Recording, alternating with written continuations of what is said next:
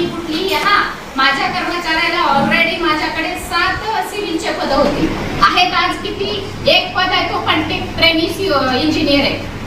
DPDC एवढे प्रस्ताव, विविध योजना, त्याचे एस्टिमेट बनवणं, सर्वे करणं, तुमच्या पुन्हा तक्रारी बघणं, ह्या वॉर्डातलं काम नाही करायचं त्याची तक्रार इंटेन्शनली आमच्याकडून एकही काम होणार नाही. जे नियमाने आहे ते आम्ही करणार याच्यानंतर.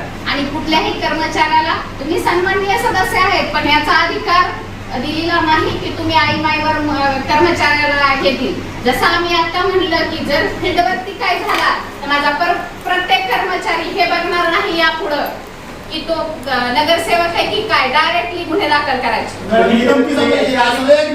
असं नाही सन्माननीय सदस्याची सुद्धा तुम्ही नाहीये सर. मॅडम मी तुमची बाजू घेऊन बोलतोय. सभागृहामध्ये मी सगळ्याच्या समोर सांगतोय नगरसेवकाचा अवमान कोण केला तो खपून घेतला जाणार नाही. कंपनीला तुम्ही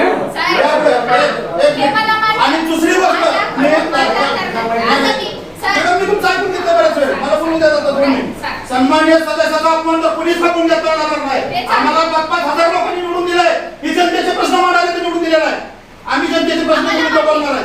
परंतु चुकीचं होत असेल तर चुकीचंच म्हणणार आम्ही. शिवीगाळ जर तुम्हाला कोण करत असेल तुम्ही नगराध्यक्षांना सांगा, मुख्याधिकाऱ्याला सांगा आणि आम्ही त्याच्यावर आमच्या मी गटनेता म्हणून आमच्या मी पक्षांतर्गत कारवाई करू. तर कोण शिवीगाळ करत असेल तिथं पुढे शिवीगाळ पण होणार नाही तुम्हाला. परंतु तुम्ही लोकांची कामं आम्ही घेऊन येत असतो. आमची कामं बिघाड केला की पाहिजे हे होत असेल. आणि तुम्ही मॅडम तुम्ही 15 महिना लागला तुमच्या कुठल्या याला तुमच्याकडे काम आहे 100% मान्य आहे.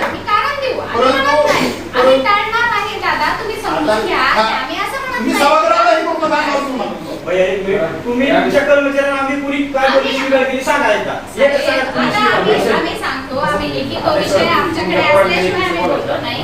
मी तुम्हाला सभागृहाला विनंती ही करते की आम्ही जसं सन्माननीय सदस्य म्हणून आपली गरिमा राखतोय तसं कर्मचारी म्हणून आपणही राखा. आमचा असं म्हणणं आहे माझ्याकडे स्टाफ कमी असं म्हणणार नाही की मी त्यांना पाठीशी राहते. मी असं म्हणत नाही की आम्ही काम करणार नाही. आम्ही काय सांगतोय की तुम्ही जे म्हणताय मला इन्स्टंट पाहिजे. आम्ही म्हणतोय 2 दिवसांनी होईल. त्याला तो माणूस सांगेल की आज आमच्या सदस्याचं एकच म्हणणं आहे की तुमचा लेआउट जर 8 दिवसात असेल काय तर तुमचे गुंटेवारी असेल लोकांची काम परवाने असतील ती पण तात्काळ करायचा प्रयत्न करा. लॅपटॉप तुमचा आणा. आता सन्माननीय सभागृहाला लॅपटॉप आणा. 1 मिनिट मी माझ्या गुन्हामारीचं प्रकरण आहे. 2.5 महिन्यावर 2.5 महिन्यापेक्षा जास्त झालेलं प्रकरण. आपण तो प्रकरण काढू.